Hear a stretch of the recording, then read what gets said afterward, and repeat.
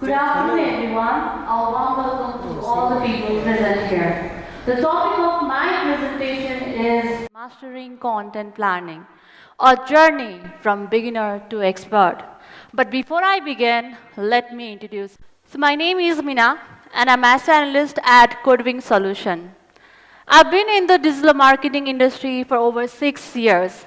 And within these 6 years, I've got an opportunity to work with some amazing content writers. And together, we have produced a lot of great contents, such as blog, articles, newsletters, social media posts, and so on. But in the early days of my career, I actually didn't enjoy working with content. I thought it was boring, repetitive. But as I got more experience, I started to see the value of good content, how powerful tool it can be to generate more website traffic, leads, and sales. And over the time, I also developed a content marketing strategy that actually worked for me. So in today's presentation, I'll be sharing my journey with you. I'll talk about the challenges that I've faced, the lesson that I've learned, and the success that I've achieved. And I hope my journey will inspire you and help you in your own content planning. So let's begin. For the people who is wondering, what is content marketing? It's a process of planning, creating, distributing, sharing content. And these content can be blogs, newsletters, emails, podcasts, infographics, videos, and so on. Now, how the people or the organizations use different strategies to produce a high quality content is a content marketing strategy. Content marketing strategy varies a lot. It depends upon the working style of the people or the goal set by the organization. Basically, business owners adapt such strategy to attract, engage, convert, and retain their customer. When I started out as a content planner, my planning process was quite simple. I followed four-step process: ideation, research, creation, and optimization. The first step of my process was to brainstorm content ideas. I would think about the topics that my audience would be interested in. Then I would come up with a list of potential content ideas. And the next step was to do the in-depth research to gather the relevant informations.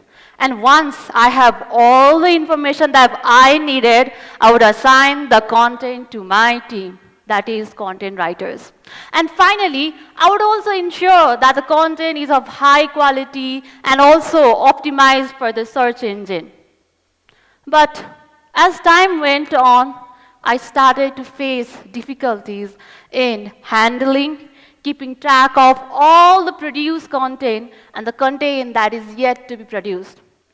Imagine you work with a company which goal is to produce 10 articles per month. That means within a year, you have to produce 120 articles. Imagine tracking all those content that is produced and that is yet to be produced all by yourself is going to be a challenging and quite hassle. And this is when I learned the concept of content calendar. Content calendar is a schedule which tells you or shows you what you want to publish and when. For example, as you can see with this simple editorial content calendar, we all can see at glance who is working at what, the stage they are at, and the when the content will be ready for the publishing. So with the help of content calendar, it helped me to stay organized. It ensured that I was publishing the content on a regular basis. And if I happen to collaborate with any other team or the organization, it ensures that we have a smooth collaboration. And it also helped me to measure my content marketing efforts. So I would highly suggest to all the new content marketers out there to adapt such concept in your planning process. And for this, you may use tools like Excel, Google Sheet, which is absolutely free, or you may also use other marketing tool that will help you with it. I personally use a Google Sheet, which is online and pretty easy to use. So with this, my content planning process that used to be a 4-step became the 5-step process by adding the content calendar. As time went on, so I realized I was just looking at my own content. I wasn't looking at what my competitors were doing out there in the industry. So that's when I decided to do the competitor analysis. I analyzed their content to find out what they were doing well and what I could learn from them. I found out they were doing a lot of things that I wasn't doing, such as they were writing on different content topic ideas. They were also using a different content formats or platforms, such as blogs, videos, newsletters, social media posts. And I also found out they were targeting their target audience in a very different way. And they were also using the different engagement strategies to retain their customer. Once I started to incorporate competitor analysis in my planning process, I started to see a big difference. I was able to generate more content ideas, write better content, and reach a wider audience. Now for the people who is wondering, how do we find our competitors? Or how do we even do the competitor analysis? Let me tell you how. First, you need to identify who is your real competitor out there in your industry. And for that, you may use or take a help of online, which is Google, then find out which competitor is actually creating the content. And the next step is to analyze their content. Find out the topics they are covering, the platform they are using. Are they doing the video marketing? Are they doing the social media marketing? If yes, that means you may also need to adapt those strategies into yours. Then find out their strength and weakness. Find out the areas that you think they are doing so well and the areas that you think they could have improved a lot. And lastly, learn from their success and failures and create a strategy to create a better results. So with this, my content planning process became a 6-step process. Beside competitor analysis, there was another critical step that I was completely missing out. Understanding my target audience. As a beginner, I thought content marketing is all about attracting as many as people I could to my website. But I soon realized I was completely wrong. By doing that, I was not just wasting my time, I was also wasting my team's time and effort and also the cost of the organization. Content marketing is actually about attracting right people to your website. The right people are the one who is likely to buy your product or services. The right people are the one who have desires, needs, and pain points that your product or services can solve.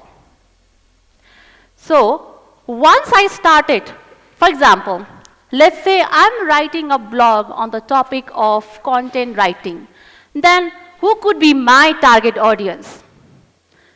It could be a male or female. It could be a people located anywhere around the world. It could be a people or the organization. The factors are unlimited.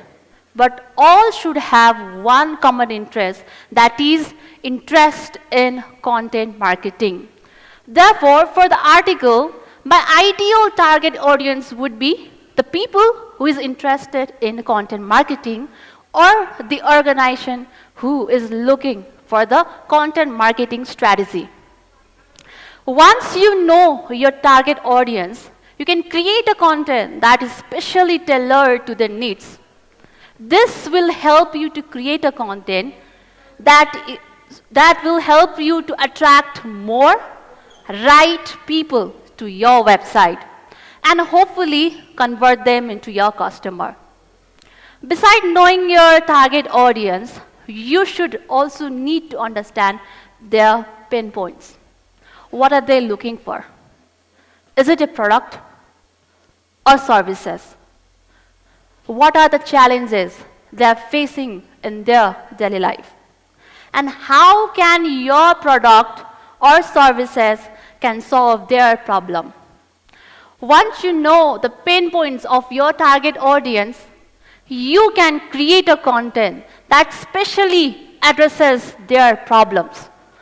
This will help you to create a content that is more valuable to your audience and hopefully help them to achieve their goals. The mistake that I made in the beginning, not knowing my target audience and attracting as many people as I could to my website, is a quite common mistake that almost new content marketers make. Therefore, I would highly recommend to all the content marketers out there to always start your planning process with understanding your target audience. This is the critical step that you should not be missing out.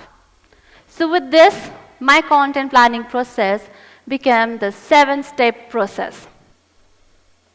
For a few years, I followed this exact same process, and it was also working pretty fine. But I knew I could do better. As we all know, there's a room for improvement. As a content marketer, the lesson that I've learned is it's very important to monitor your content marketing efforts. This will help you to identify what's working and what's not, so that you can make a necessary adjustment to your content strategy. And for this, I rely on KPIs, key performance indicators. KPIs are the specific metrics that you track to measure the performance of your content. And some of the examples or the common KPIs of content marketing are website traffic. Now, these traffic can be a direct, referral, or organic. Engagement metrics like average time on page, page views, bounce rate.